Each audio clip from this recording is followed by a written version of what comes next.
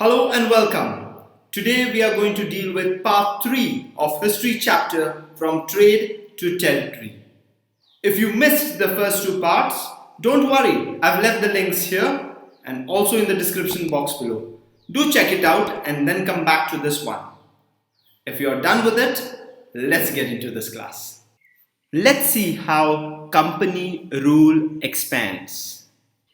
They forced the Indian rulers into something that was called as subsidiary alliance.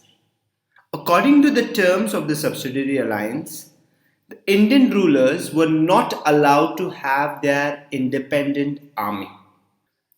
They were protected by the company, but the Indian rulers had to pay for their services. And if they failed to make their payment, the territory was taken away as penalty. But there were some Indian rulers who stood their ground. They made sure that they gave hard time to the Britishers. One of them was Tipu Sultan. He was called the Tiger of Mysore. Mysore was making a profitable trade in the Malabar coast where company purchased pepper and cardamom. Now, Tipu Sultan stopped the export of sandalwood and pepper, cardamom from the ports of his kingdom. And he also had a great friendship. He maintained great friendship with French. And with their help, he modernized his army. Now, the Britishers were very angry about it. And there were 4 wars which were fought with Mysore. And only in the last battle of Seringapatam, company won against Tipu Sultan, and Tipu Sultan was killed in this last battle. Moving along, British fought many battles with the Marathas. Marathas fought bravely and courageously, but after series of wars, they were crushed, and company acquired complete control on the territories of south of Vindhyas. Under Lord Hastings, the Governor General from 1813 to 1823, company claimed that its authority was paramount or supreme, and this gave them immense power to make changes in the society. There is something else they started, the doctrine of lapse.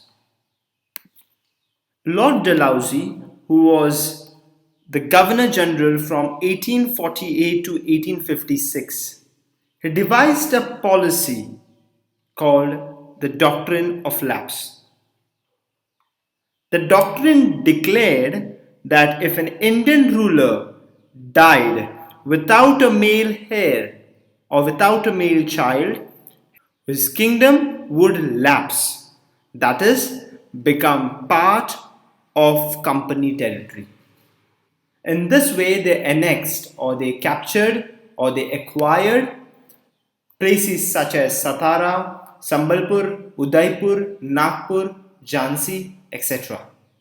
Warren Hastings, who was the Governor General from 1773 to 1785, played a significant role in expansion of territories.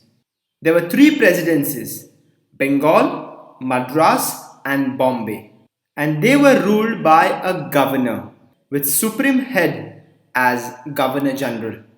Let's look at their justice system. Every district had criminal and civil court. Criminal court was called as Faujdari and civil court was called as Diwani.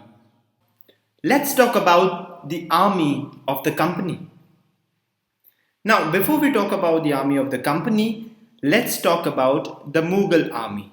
Now, Mughal army had 2 categories of soldiers, on horseback and the others were on foot. Trained horseback soldiers were called as Sawars, and infantry, the foot soldiers, were also called as Paidal. Now, East India Company adopted a similar method when recruiting. and they were called as sepoy. And they were given musket. Now, what's a musket? Musket is a heavy gun used by infantry soldiers, the soldiers who were on foot. And matchlock is another type of gun which the powder was ignited by a match. This is how the East India Company was getting powerful day by day. If you enjoyed this class, let me know about it and also subscribe to the channel so you get all my future classes. Take care. Thank you very much.